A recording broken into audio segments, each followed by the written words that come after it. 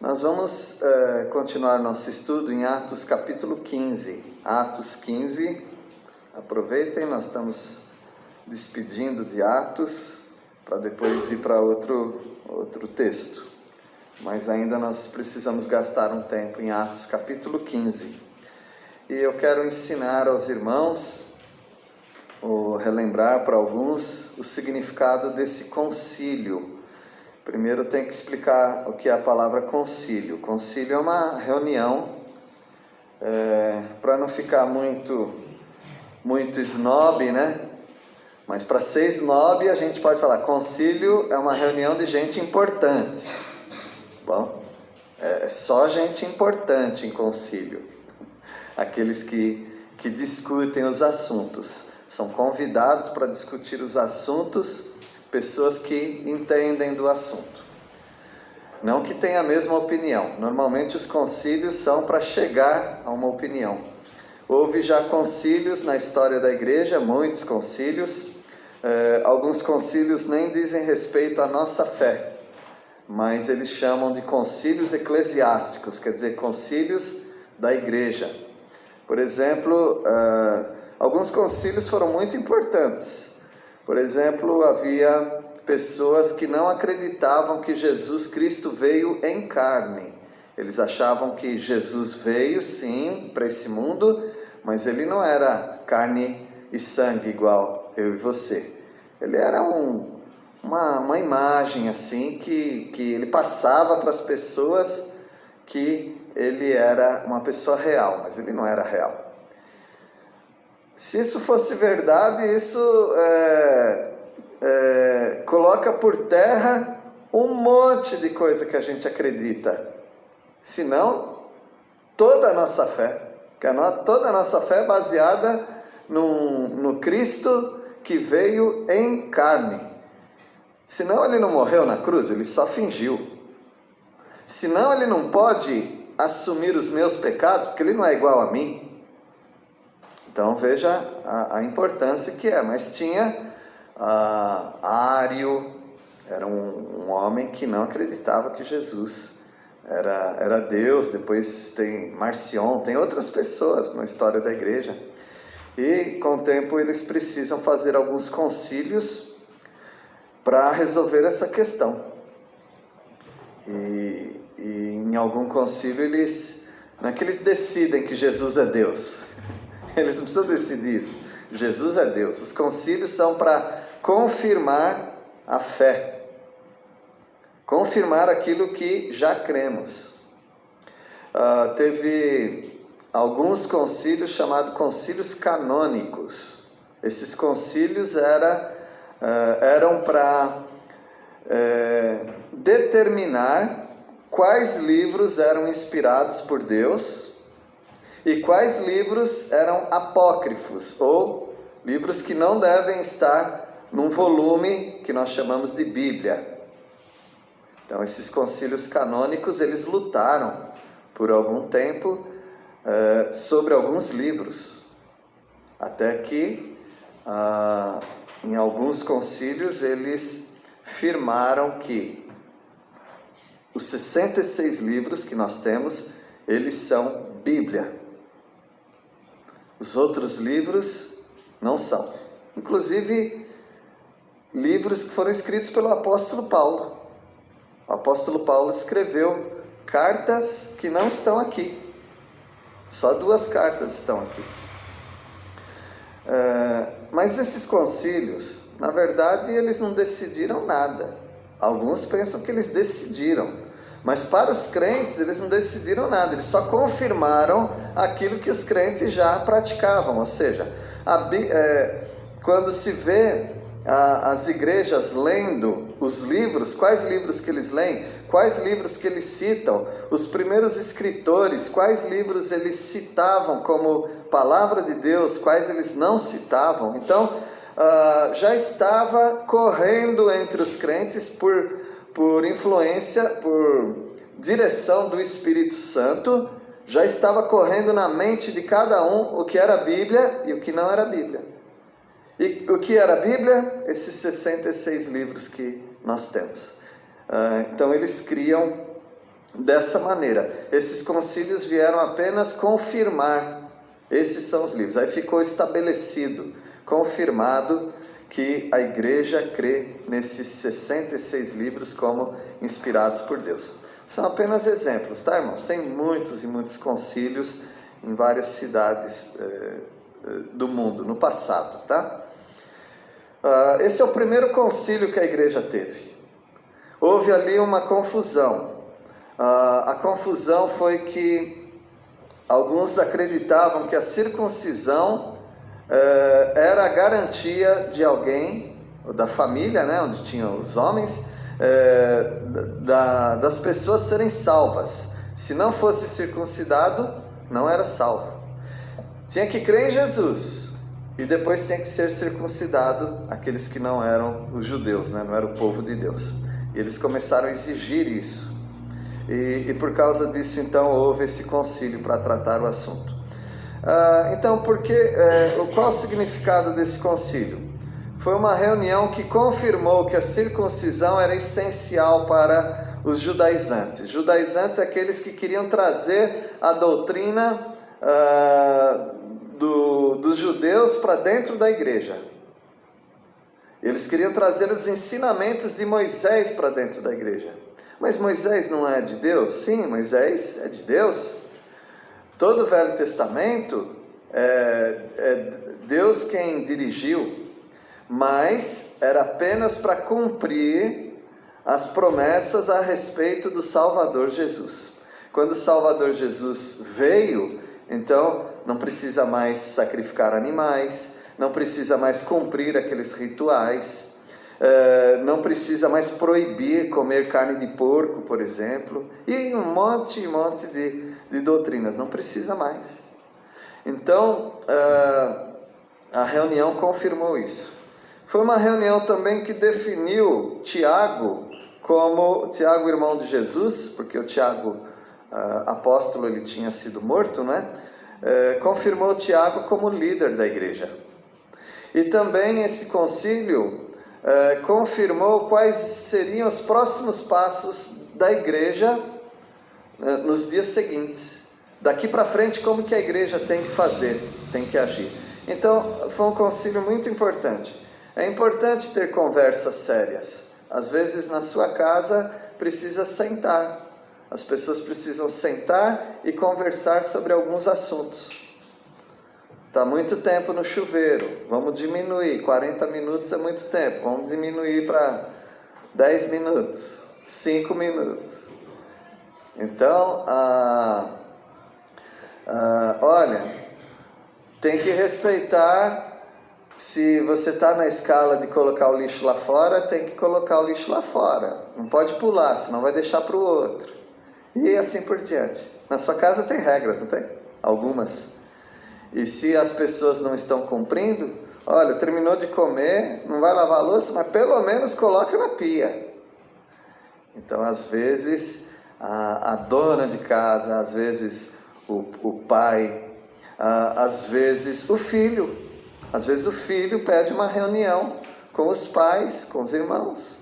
Olha, eu queria falar algo e colocar esses assuntos em dia. É muito importante isso. Então, nós temos os nossos mini concílios, né? Dentro das nossas casas. E na igreja, às vezes, tem que parar e conversar sobre alguns assuntos. Aí nós vemos no versículo 2 que a discussão, o diálogo, né? Discussão no sentido de diálogo, é uma forma de resolução das diferenças. Então um pensava de um jeito, outro pensava do outro, vamos conversar. Nós vemos no versículo 3 que foi apresentados resultados da pregação do Evangelho. Isso deu alegria para todos e é muito bom, porque no meio das discussões não ficou tudo pesado. Tinha coisas boas para relatar. E nós vemos no versículo 4 a boa recepção. Os irmãos, o concílio foi em Jerusalém. Paulo e Barnabé, que estavam sendo acusados, né? Eles estavam para outros lugares. Eles estavam em Antioquia, eles vieram até Jerusalém. E foram recebidos muito bem. É muito importante, mesmo que a gente tenha diferença um com o outro, de nós nos respeitarmos, nos amarmos como irmãos em Cristo. E pode ser que a discussão não dê um bom resultado. Talvez haja até uma separação. Mas mesmo assim, é importante nós mantermos a nossa unidade em Cristo Jesus. Eu já me separei de certos grupos e certos irmãos, mas isso não quer dizer que eu não os considere como irmãos em Cristo. Não dá para andar junto. Nem eu com eles, nem eles comigo. Mas nós somos irmãos em Cristo, nós nos respeitamos e, claro, nós evitamos aqueles assuntos. Mas ali não tinha divisão de igrejas, não. Ou resolvia ali, ou a coisa ia ficar muito ruim. Então, esse concílio foi muito importante. Agora o versículo 5. O legalismo é um empecilho para o crescimento. O legalismo é um empecilho para o crescimento espiritual. Tem pessoas que é difícil conversar. Tem pessoas que é difícil a gente entrar num acordo bíblico. Porque para algumas pessoas a experiência própria delas é mais forte do que a Bíblia. E aí você mostra os versículos bíblicos, você mostra a base da nossa fé, mas a pessoa fala, mas eu fico com o que Deus falou comigo. Então eu não preciso acreditar que Deus está falando com alguém se a atitude daquela pessoa está fora da Bíblia. Se você está fora da Bíblia, você não tem direito de falar que Deus está falando com você, porque Deus não é Deus de confusão. Versículo 5 nós lemos assim: insurgiram-se, entretanto, alguns da seita dos fariseus, que haviam crido, dizendo, é necessário circuncidá-los e determinar-lhes que observem a lei de Moisés. Não abrimos mão disso. E olha que eles tinham crido, eles creram em Jesus, mas eles guardavam dentro de si ainda aquele legalismo. Tem pessoas que nós não duvidamos que elas sejam salvas, mas elas são muito, muito cheias de regras.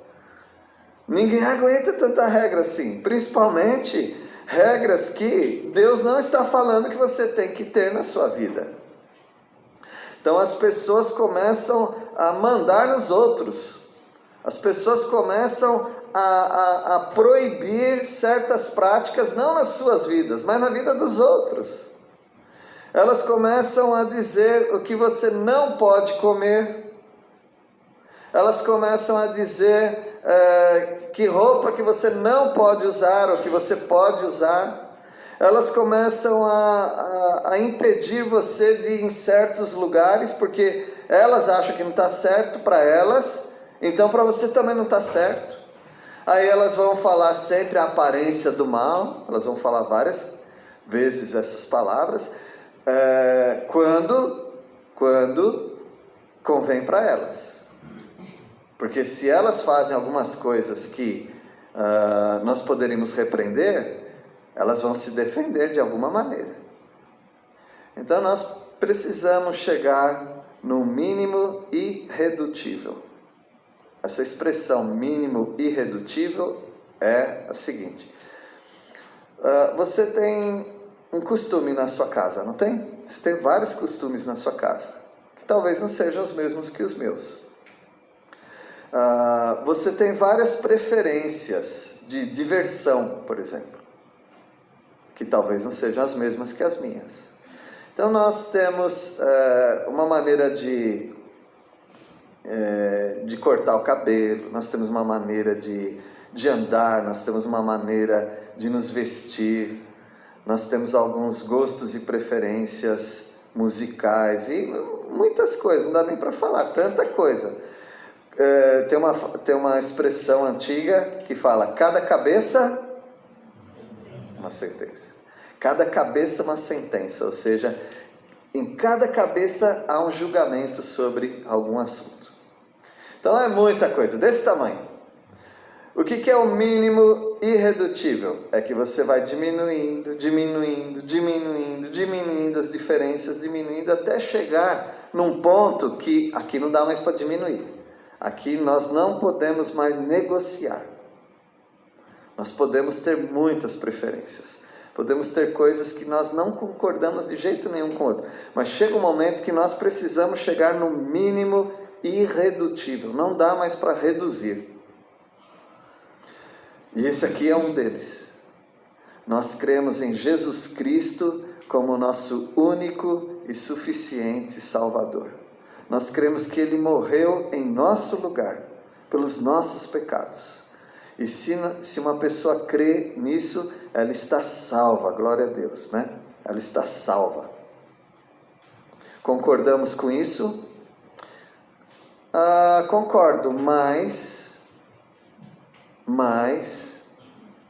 tem que orar de olho fechado. Esse não é o mínimo irredutível. Dá para viver com isso, com uma pessoa que está olhando no bico do seu sapato enquanto você está orando. Não tem problema. Eu creio em tudo isso que você falou, mas não pode fazer festa de aniversário. Festa de aniversário é pagão, não pode. Aquele bolo é pagão, não pode. Então nós reduzimos o máximo. Você quer colocar? Agora você está querendo fazer o quê? Isso, depois isso, depois isso. Logo nós vamos chegar ao mesmo ponto de discussão. Nós precisamos chegar no mínimo irredutível. Isso aqui que eles estão falando não dá para negociar. Nós chegamos ao máximo, ou seja, só Jesus Cristo salva. Mas eles estão falando o quê? O que eles estão falando? Precisa circuncidar e também observar a lei de Moisés. Quais das 613 leis? 450 tá bom. Porque a lei de Moisés não é só os 10 mandamentos. Tem muita coisa ali. Então esses fariseus, eles estão querendo expandir demais as regras na igreja. Esse concílio é para diminuir as regras na igreja. Eles diminuíram e chegaram em 3, tá? Eles chegaram em 3 regras. A igreja vai ter 3 regras. Naquela época, tá? Talvez hoje precisa ter algumas outras, né? Mas cada igreja local vai decidir também as suas pequenas regras. Espero que sejam pequenas, né? Então o legalismo, que é a doença daquilo que é legal, daquilo que é correto, nós temos uma lei, mas se essa lei começar a ficar deturpada, vira legalismo. Então é um empecilho para o crescimento espiritual. Agora nós vemos aqui também a liderança como o canal correto da avaliação dos problemas. Se uma igreja tem problemas, o que nós vamos fazer? Se cada cabeça é uma sentença, nós vamos fazer um mínimo irredutível. Nós vamos chegar até a liderança da igreja local. Nós vamos conversar com a liderança e falar o que a gente não gosta, de que a gente acha que está errado. E a liderança, se for uma liderança de Deus, vai ouvir, vai agradecer e vai avaliar aquilo que foi falado. Mas é a liderança. Não é toda a igreja que decide o que é certo e o que é errado. Na igreja é a liderança. E nós vemos aqui essa liderança funcionando. Versículo 6. Alguém pode ler, por favor?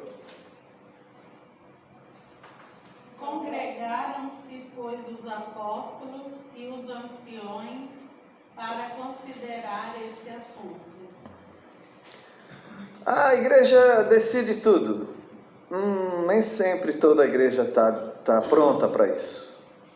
O concílio é de pessoas que entendem do assunto, pessoas experientes, experimentadas. Mas se essas pessoas forem inteligentes, elas vão ouvir as outras pessoas também. O que as pessoas estão falando sobre o assunto?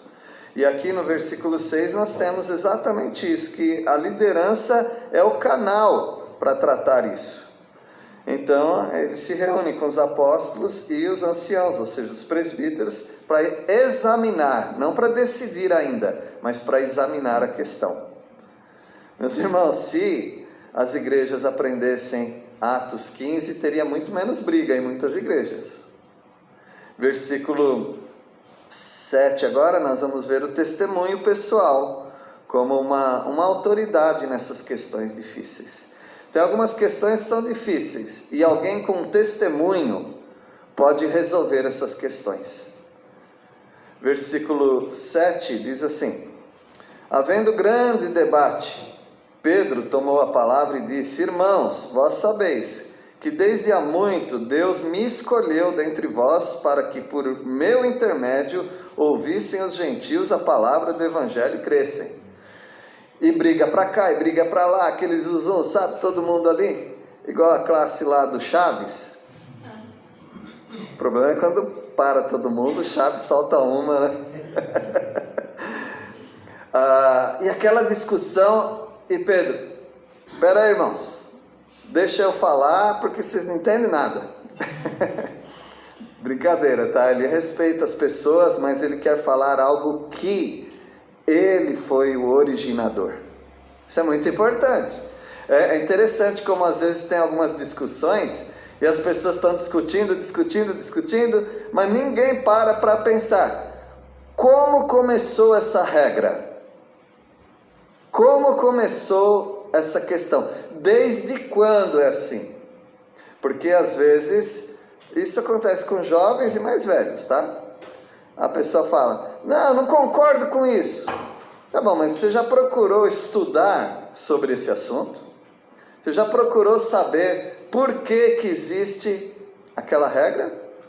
Você já leu os documentos da sua igreja? Você conhece realmente? Não precisa conhecer tudo, mas se você já tem dúvidas sobre algum assunto, se as mulheres podem pintar as unhas, se mulher só pode usar saia e vestido, ou pode usar calça comprida, você tem que conhecer a sua igreja. Não estou falando que é certo ou que é errado, você tem que conhecer a sua igreja. Às vezes alguns alunos, né, a gente dá aula há muito tempo, e eles vêm com problemas das igrejas deles para o professor. Aí eu falo assim: olha, se a sua igreja colocou essa regra, se você não concorda, você fala com a sua liderança. E se a liderança fala: não, nós não vamos mudar porque você está falando. Então, mesmo que você esteja certo, ou você fica ali quieto sobre esse assunto, ou você procura outra igreja. Ninguém tem o direito de ficar mudando as igrejas locais. Aí fala assim: uma igreja pode exigir que as mulheres não pintem a unha? Pode. Uma igreja pode exigir isso daí. A questão é se você concorda com isso ou não. Mas a igreja local pode, se ela tem as bases dela, e ela pode exigir essas coisas daqueles que são membros. Por isso é muito importante, antes de se tornar membro de uma igreja, saber o que aquela igreja exige e o que ela não exige. Eu estou falando essas coisas que parecem simples, porque muitas vezes não são assuntos grandes assuntos teológicos que fazem as pessoas saírem da igreja, porque tem muita gente que não conhece tanto de teologia, mas são coisas práticas do dia a dia que a igreja me impede. Por exemplo, eu sei de igrejas que não pode ter ornamentos de Natal dentro da sua casa. Estou falando dentro da igreja. Os membros da igreja não podem ter coisas de Natal dentro da sua casa. Então, se você é de uma igreja assim, você tem que conversar com a igreja, pedir um salvo-conduto. Falar: eu sei que a igreja é assim, até respeito que na igreja não tem, mas na minha casa eu gosto de uma árvore de Natal, tinha uma formação assim, passei isso para os filhos, não vejo que eu estou em pecado, posso continuar? Se a igreja fala: não, se você continuar, você está disciplinado da igreja. Então aí você já tem um grande problema. Você precisa conhecer a igreja que você está, a igreja local. E eu não dei minha opinião sobre esse assunto, estou só informando que existe esse assunto, tá? Tem igrejas, por exemplo, que ninguém pode namorar, começar um namoro sem a aprovação da liderança. Não pode. Tem igrejas assim. A nossa igreja, até onde eu sei, né, os meus líderes aqui, nós não temos essa regra, mas tem igrejas que têm. Então você precisa negociar, você precisa conversar, você precisa ter um diálogo com a sua liderança sobre isso.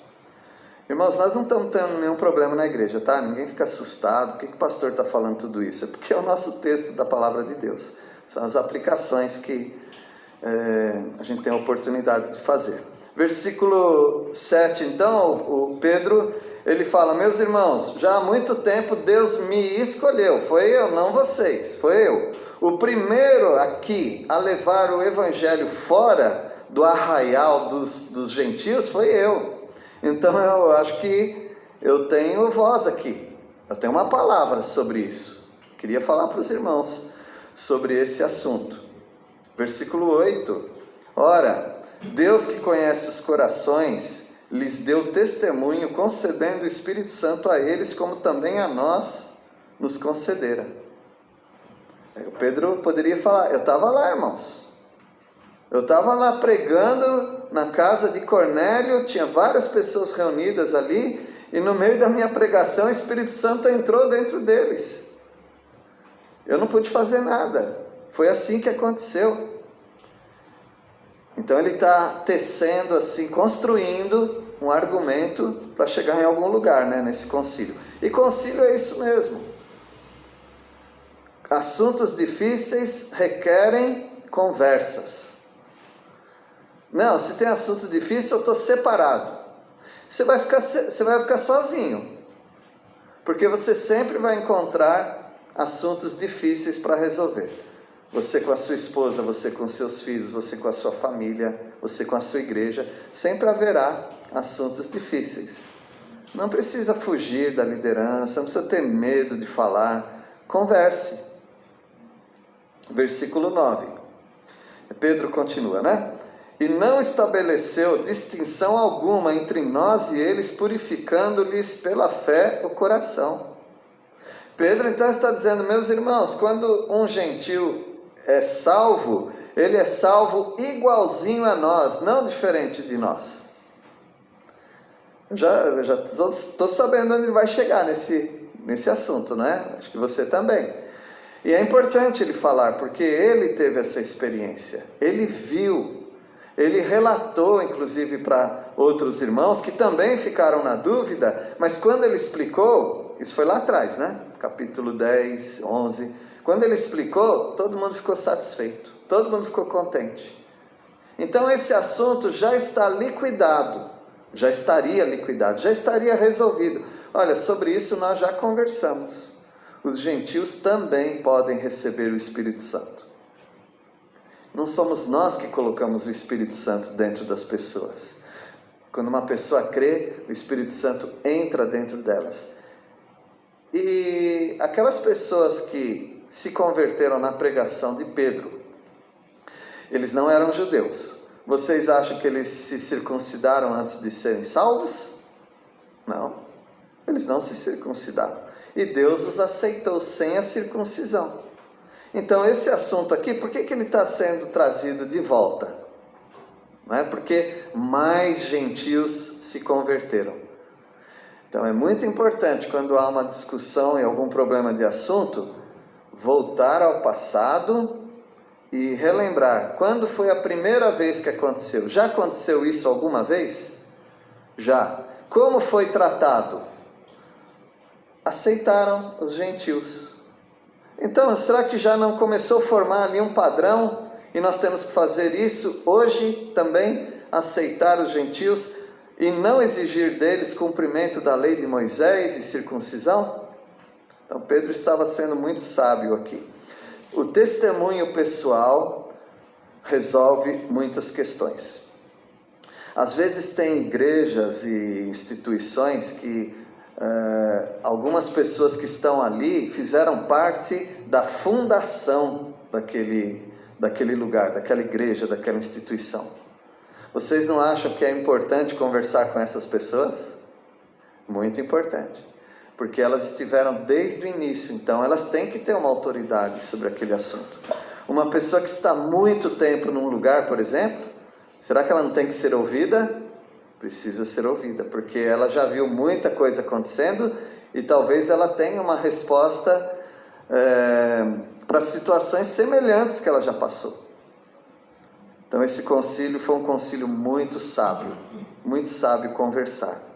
Irmãos, isso tem que ter uma aplicação para a sua vida. Ah, mas eu nunca vou participar de um concílio. Inclusive vai ter um mini concílio, né? Do Cleiton. Tá, você não vai participar desse concílio, mas a sua casa tem um concílio. Na sua casa tem algumas regras. Na sua casa tem algumas coisas que às vezes precisam ser alinhadas, conversadas. Então faça isso, aprenda com os melhores, que é aqui em Atos capítulo 15. Essa liderança, Tiago, Pedro. E o bom senso como moderador. O que é bom senso? Bom senso é algo que talvez não está escrito em lugar nenhum, mas todo mundo sabe, ou muitas pessoas sabem o que é certo. Ah, não está escrito em lugar nenhum. Na igreja não está escrito em lugar nenhum que eu não posso pegar uma cadeira e quebrar. Não tem mesmo, nós não colocamos assim. Não falaram nada que não podia riscar a parede. Não falaram que não podia grudar chiclete debaixo do banco. Alguém já limpou algum lugar, alguma igreja com chiclete debaixo do banco?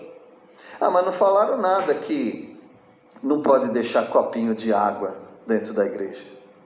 Não, ninguém falou. Mas o que resolveria esse assunto? O quê? O bom senso. O bom senso. Na sua casa é assim. Você não pode quebrar cadeira na sua casa. Na sua casa você não sai grudando chiclete nas paredes, nas cadeiras. Na sua casa não fica riscando a parede. Então, o bom senso, todo mundo tem esse bom senso. Já sabe que algumas coisas não precisa ter uma regra explícita, escrita. O bom senso de cada um já resolve isso. Veja que maravilhoso esse pensamento. Então, o bom senso como moderador do legalismo e da discussão. Tem muito legalismo em lugares onde não existe bom senso. Até dá a impressão que as pessoas ali são meio desajustadas, porque não é possível que ninguém está vendo isso. Porque falta bom senso. O apóstolo Paulo, certa vez, ele falou, em 1 Coríntios capítulo 6, não há entre vós nenhum sábio. Não tem nenhum sábio entre vocês para saber que isso está errado? Então veja o versículo 10. Pedro, continua falando. Agora, pois, por que tentais a Deus, pondo sobre a cerviz dos discípulos um jugo que nem nossos pais puderam suportar, nem nós? Veja Pedro como teve bom senso aqui. Falei, irmãos, por que vocês estão fazendo isso? Vocês estão querendo colocar um peso no pescoço, cerviz é pescoço, nos ombros dos discípulos. Eles creram. Agora vocês estão colocando um jugo sobre a vida deles. E eu quero dizer para os irmãos, Pedro, falando que nem os nossos antepassados aguentaram esse peso. Era muito peso. Quem que aguentava aquelas 613 leis? Você saía de uma, caía em outra. Você nem sabia que você estava fazendo, estava descumprindo a lei. Aí era sábado, a mulher estava carregando a criança no colo e ela não viu. Ela pegou a criança no chão e pôs no colo e ela não viu. A criança estava carregando uma pedra. E no sábado é proibido carregar cargas. E aí ela descumpriu a lei, porque o filho estava carregando uma carga e ela estava carregando o filho. Carregar o filho podia. Então tem pessoas que a mulher lavava a louça, não tinha água encanada, ela jogava bacia de água fora. no dia de sábado. Dia de sábado não pode regar a planta. Ela estava regando a planta. Mas sempre tinha um fiscal, sempre tinha um vizinho, falando para o sacerdote, a pessoa estava carregando carga, a pessoa estava aguando o quintal dela. Então veja que Pedro, quando ele fala, nem os nossos pais aguentaram tanta lei assim, ninguém aguentava tanta lei,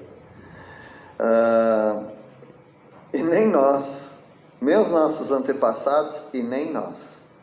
Aí versículo 11: mas cremos que fomos salvos pela graça do Senhor Jesus, como também aqueles o foram. Esse é o Pedro que a gente não conhecia, né? Esse é o Pedro com bom senso. Esse é o Pedro equilibrado, moderador.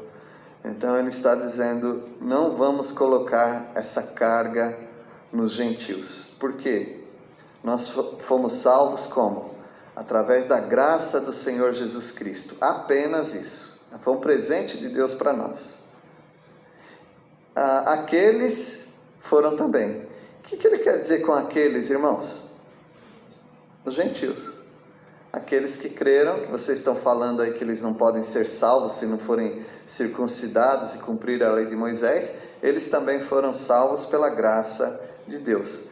E ele falou que Deus não faz distinção, por que a gente está fazendo essa diferença? Então Pedro termina essa sessão, e nós vamos terminar também com o versículo 12. E toda a multidão entrou em polvorosa. É isso que está escrito? Não. Toda a multidão silenciou, passando a ouvir Barnabé e a Paulo, que contavam quantos sinais e prodígios Deus fizera por meio deles entre os gentios. Olha que introdução, né? Um concílio onde as pessoas estão brigando feio. Veja o versículo 2. Alguém pode ler o versículo 2 para ver como estava acalorada lá a discussão entre eles? Versículo 2. Tendo tido Paulo e Barnabé grande discussão e briga com eles, resolveu-se que Paulo, Barnabé e alguns deles subissem a Jerusalém aos apóstolos e aos presbíteros por causa desta questão. A discussão era porque Paulo e Barnabé pregaram, gentios se converteram e eles não os obrigaram a serem circuncidados e cumprirem a lei de Moisés. Então eles foram acusados disso. Então eles falaram, vem para cá, para a diretoria. Vai para a diretoria. E eles foram. Quando chegaram ali, Pedro fez uma introdução. E Pedro relatou já o testemunho dele, quase que já dando voto dele. Para que quando eles conversassem com Paulo e Barnabé, os ânimos já se acalmassem. Então Paulo e Barnabé também deram testemunho deles. O testemunho é uma autoridade nas questões difíceis. Se Deus permitir, nas próximas oportunidades, nós vamos ver um padrão de líder sábio. Vai ser um curso sobre liderança numa pregação, tá?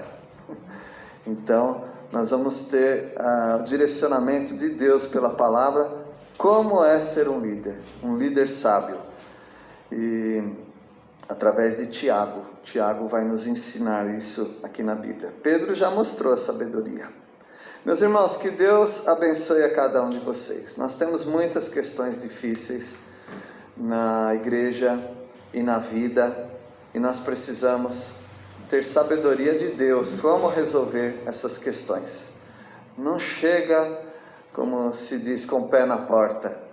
Não chegue gritando, vocirejando, né? Não chegue bravo na situação, mas chegue com um espírito manso, moderador.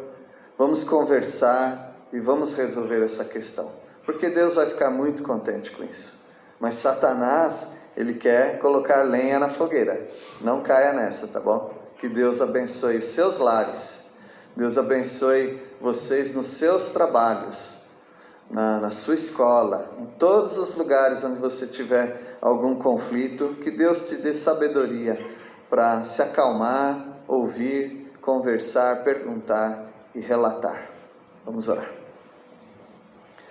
Deus, obrigado porque nós aprendemos tanto com esses líderes do passado, por isso que nós seguimos o ensino dos apóstolos. Nós agradecemos, ó Pai, porque mesmo que eles tinham falhas, eles tinham discussões, conflitos e até brigas, mas eles resolviam. E nós agradecemos, ó Pai, porque nós podemos também resolver nossas diferenças. Pedimos a Tua sabedoria, a Tua ajuda. Faze-nos, ó Pai, pessoas que abram mais diálogos para com as pessoas. Que nós mantenhamos a nossa convicção, mas que nós consigamos também dar a oportunidade para as pessoas falarem, para as pessoas mostrarem as suas dúvidas, abrirem seus corações. E também que encontremos pessoas que nos ouçam.